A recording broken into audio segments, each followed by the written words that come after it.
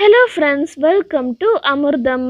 இன்னைக்கு நம்ம சேனல்ல இட்லி தோசைக்கு பெஸ்ட் அண்ட் பெஸ்ட் காம்பினேஷனான பாம்பே குருமா எப்படி செய்யறதுன்னு தாங்க பார்க்க போறோம். இதை கடலை மாவு குருமான்னு சொல்லுவாங்க. இந்த குருமா செய்யறதுக்கு நீங்க தேங்காய் எதுவும் அரைக்க வேணாம். அதே மாதிரி பருப்பு எதுவும் வேக வைக்க தேவையில்லைங்க. வெறும் 10 நிமிஷத்துல ரொம்ப சிம்பிளா இதை ரெடி பண்ணிடலாம். வீட்டுக்கு கெஸ்ட் வந்தாங்கன்னா டக்குன்னு இதை ரெடி பண்ணிடலாங்க. கரண்ட் இல்லாத டைமில் கூட இந்த குருமா உங்களுக்கு ரொம்ப உதவியாக இருக்கும். ஓகேங்க, வீடியோக்குள்ளார போகிறதுக்கு முன்னாடி நீங்கள் இன்னும் அமிர்தம் சேனல் சப்ஸ்கிரைப் பண்ணலன்னா சப்ஸ்கிரைப் பண்ணிக்கோங்க. பக்கத்தில் இருக்கிற பெல் ஐக்கான் கிளிக் பண்ணிக்கோங்க. அப்படியே 3 ஆப்ஷனில் ஆல் கொடுத்துருங்க. அப்போ தான் நான் போடுற வீடியோ உங்களுக்கு நோட்டிஃபிகேஷனுக்கு வரும். இப்போ வாங்க ரெசிபிக்குள்ளார போகலாம். குருமா செய்கிறதுக்கு நான் ஒரு 10-12 சின்ன வெங்காயம் கட் பண்ணி வச்சுருக்கேன். அப்புறம் தக்காளி 2 பச்சை மிளகா, அவ்வளோதாங்க.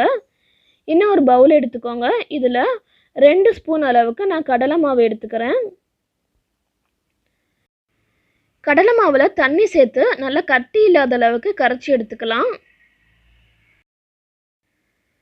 நான் இன்னைக்கு 3 பேருக்கு குருமா செய்கிறதுனால 2 ஸ்பூன் அளவுக்கு கடலை மாவு எடுத்துக்கிறேன். நீங்கள் எத்தனை பேருக்கு செய்கிறீங்களோ அந்த அளவுக்கு நீங்கள் கடலை மாவு எடுத்துக்கோங்க. இப்போ கட்டி இல்லாத அளவுக்கு நல்லா கரைச்சாச்சு. இதை தனியாக எடுத்துகிட்டு இப்போ நம்ம குருமா தாளிச்சிடலாம். அதுக்கு ஒரு வானல் சூடு பண்ணிக்கோங்க. சூடானதும் 2 ஸ்பூன் அளவுக்கு எண்ணெய் சேர்த்துக்கலாம். எண்ணெய் நல்லா சூடானதும் கொஞ்சமாக கடுகு உளுத்தம்பருப்பு சேர்த்து நல்லா பொரிய விட்டுருங்க. இது கூடவே 1 டீஸ்பூன் அளவுக்கு ஜீரகம், கொஞ்சமாக பெருங்காயத்தூள் சேர்த்துக்கலாம். இப்போ நம்ம கட் பண்ண காய்கறியெல்லாம் ஒன்று ஒன்றா சேர்த்துக்கலாங்க. ஃபஸ்ட்டு வெங்காயமும் பச்சை மிளகாவும் சேர்த்து நல்லா இதை வதக்கிடலாம். அதுக்கப்புறம் நம்ம தக்காளி சேர்த்துடலாம். பாருங்கள், இப்போ வெங்காயம் நல்லா வதங்கிருச்சு. இது கூட கட் பண்ணி வச்சுருக்கிற தக்காளி சேர்த்து இதையும் நல்லா நம்ம வதக்கி விட்டுறலாங்க. தக்காளி நல்லா மேஷ் ஆகணும். அந்த மாதிரி நல்லா வதக்கி விட்டுருங்க. எல்லாம் நல்லா வதங்கினதும் நம்ம கரைச்சி வச்சுருந்த கடலை மாவு தண்ணியே சேர்த்துடலாம். இது கூட 2 கப் அளவுக்கு நான் தண்ணி சேர்த்துக்கிறேன். தண்ணி இப்போ அதிகமாக இருக்கிற மாதிரி தாங்க இருக்கும். குருமா கொதிக்க கொதிக்க நமக்கு நல்ல ஒரு திக்கான கன்சிஸ்டன்சி கரெக்டாக வந்துடும். இப்போ நம்ம ஒன்று ஒன்றா நம்ம ஸ்பைசஸ் சேர்த்துடலாம்.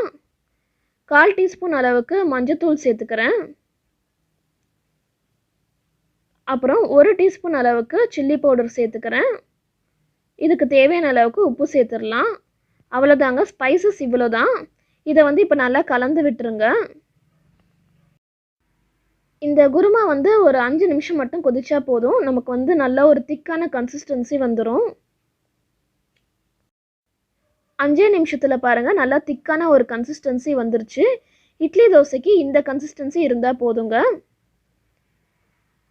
இப்போ கடைசியாக நம்ம கொஞ்சமாக மல்லித்தழை தூவிடலாம். தூவிட்டு நல்லா கலந்து விட்டுருங்க. ஸ்டவ் ஆஃப் பண்ணிவிட்டு நம்ம சர்வ் பண்ண வேண்டியது தான். ரொம்பவே சிம்பிளாக நம்ம பாம்பே குருமா ரெடி பண்ணியாச்சுங்க. இன்றைக்கி இந்த குருமாவை நான் இட்லி கூட சர்வ் பண்ண போகிறேன். தோசைக்கு ரொம்பவே சூப்பராக இருக்குங்க. இந்த குருமா ஒரு நாள் நீங்கள் செஞ்சு பார்த்தீங்கன்னா அடிக்கடி உங்களுக்கு செய்யணும்னு தோணும். அந்த அளவுக்கு சூப்பராக இருக்கும்.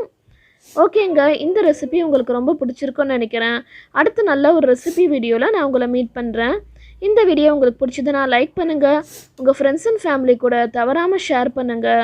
மறக்காமல் அமிர்தம் சேனல் சப்ஸ்கிரைப் பண்ணிடுங்க. தேங்க்ஸ் ஃபார் வாட்சிங் அண்ட் கீப் வாட்சிங். பாய்.